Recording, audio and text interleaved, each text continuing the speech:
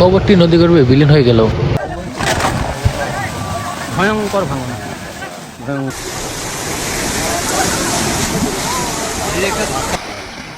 এখন সব বিলীন হয়ে গেল, কিভাবে পড়ে যাচ্ছে সবকিছু।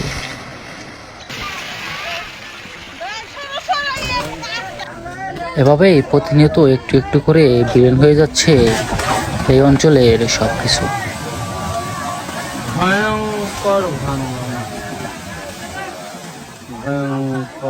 গঙ্গা নদীর এরূপ ভয়াবহ ভাঙ্গন আসলে গায়ে কাটা দেওয়ার মতো। একটি পরিবারে সবকিছু যেন মুহূর্তের মাঝে কিলে খেল এই ভয়াবহ গঙ্গা নদী।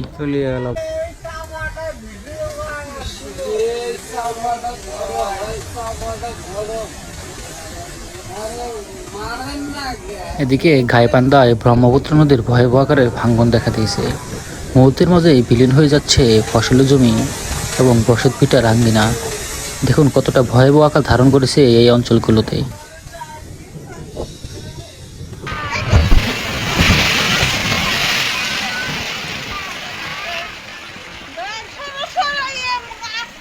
জামালপুর জেলার ইসলামপুরেও যমুনা নদীর তীব্র ভাঙ্গন শুরু হয়েছে।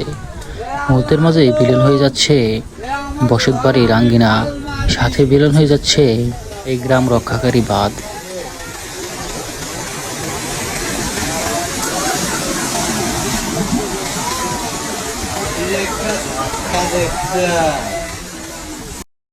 এইখানটাতে দেখুন কত বড় 3টি তাল গাছ মুহূর্তের মাঝেই নদীগর্ভে বিলীন হয়ে যাচ্ছে। আর এই তাল গাছটিতে কিন্তু অনেকগুলো পাখির বাসা ছিল।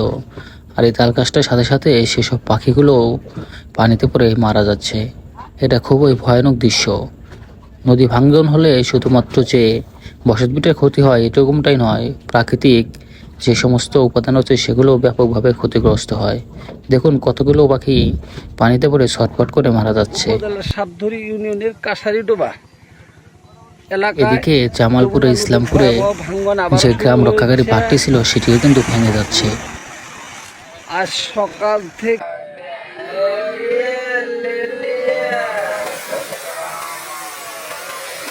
চারিদিকে ভাঙ্গনের ভয়াবহতায় আতঙ্কের সৃষ্টি হয়েছে সম্পূর্ণ এলাকাটিতে। আপনারা চোখের সামনে দেখতে পাচ্ছেন যে কি পরিমাণ এই জায়গাগুলোতে ভাঙ্গন হচ্ছে।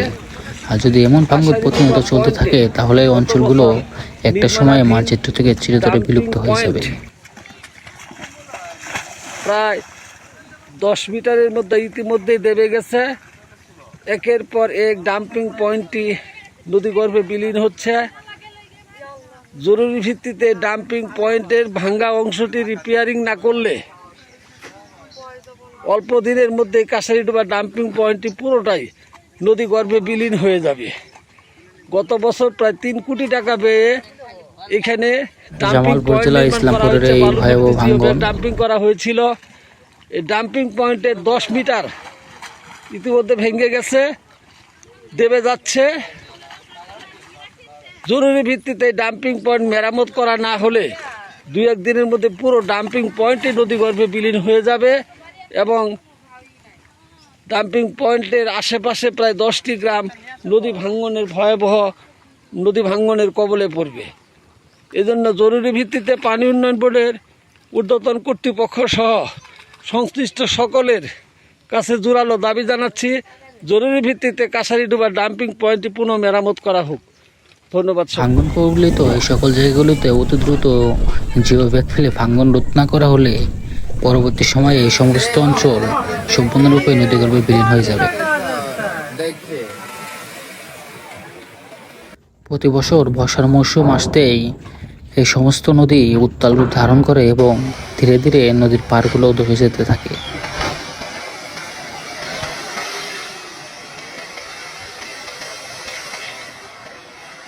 এদিকে চরগিরিশে যমুনা নদীর তীব্র ভাঙ্গনে বিলীন হয়ে গেছে এই চরগিরিশ অঞ্চলের প্রায় অর্ধেক জায়গা। এই চরগিরিশে এবছরে সবচেয়ে বেশি পরিমাণে ভাঙ্গন হয়েছে।